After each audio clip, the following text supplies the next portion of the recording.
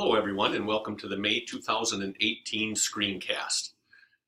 We've got quite a few things that we want to just cover with you, and then I will be out next week to speak in person and answer any questions that you might have.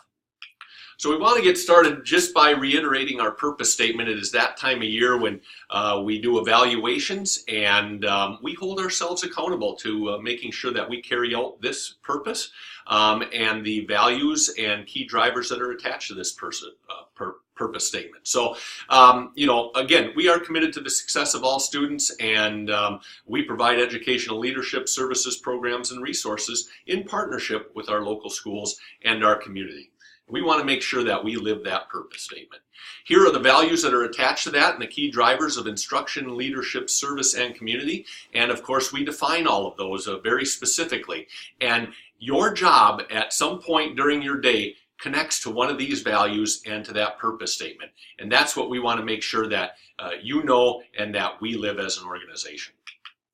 Our goals for this year, the board goals and my goals, here are the goal areas. At the Career Center, they're around career readiness, work-based learning experiences, and credentialing opportunities.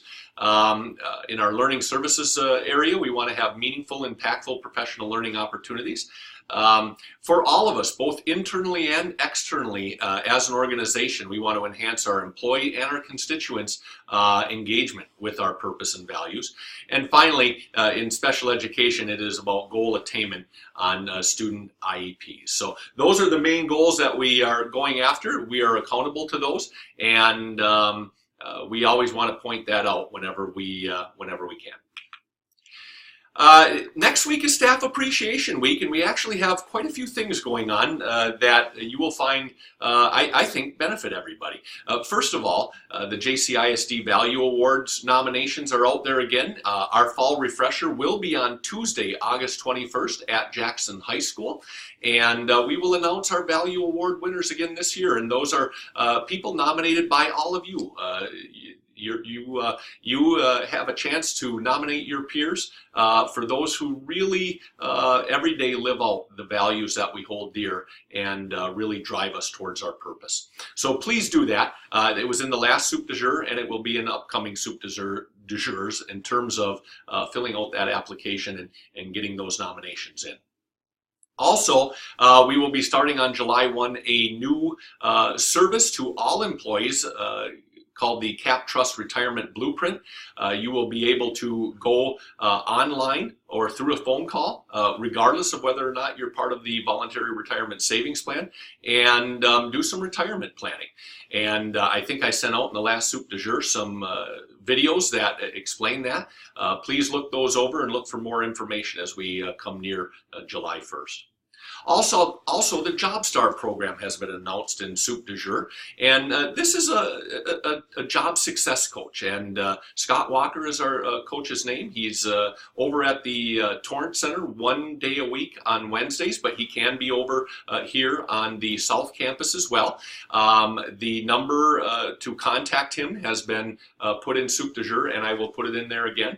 And this is just if if there's just some things going on in your life that are making it difficult to get to your job or to be able to perform your job. Scott is that connecting point to help you find agencies or other assistance to make things better. So please take advantage of that if necessary.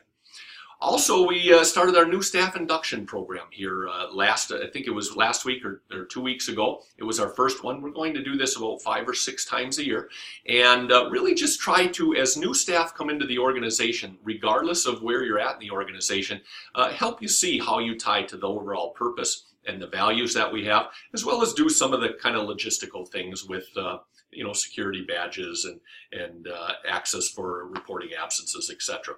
So we're going to try that staff induction program, and we will be evolving that as we go through it. And finally, last but not least, we certainly want all of our buildings to be safe for our students and our staff. And we did a security audit of all of our locations here recently. And we will now start to meet with representatives from each building to look through those audits and see what changes make a lot of sense for us to do in collaboration with our local law enforcement.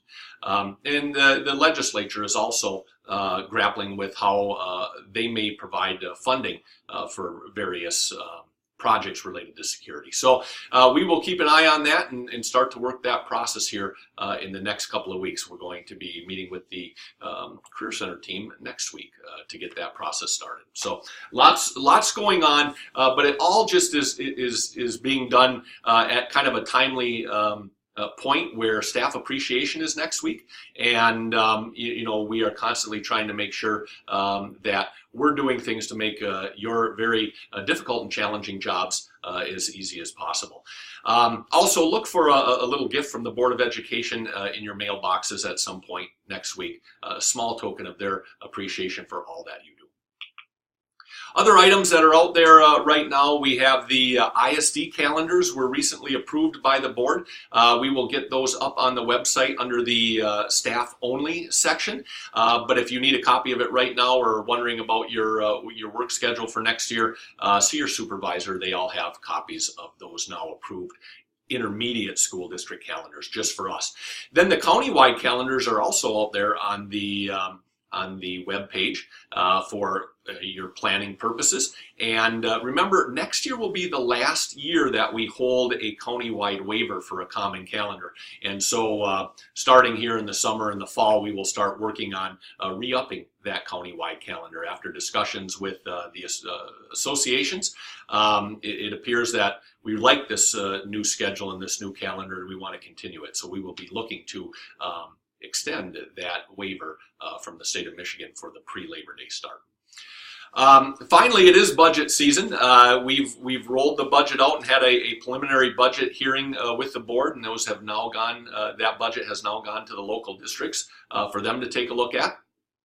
This year does not appear to be a year that creates insurmountable challenges. I think there are probably some budget things on the horizon after this election year is done that will create challenges, but for the next budget year right now, we seem to be in a pretty good spot. So we'll keep you updated as we work through that process and we see what comes out of the legislature and that the governor signs here hopefully before the end of June when we have to adopt our final budget for the 18-19 school year. So that's kind of the big things going on around the organization. I will be out next week. You can see here where I will be and when I will be out. When this screencast goes out to all of you, there will be a link where you can submit questions anonymously if you would like, and we will address all of those questions next week when we're out and around. Take care, and thanks for all that you do.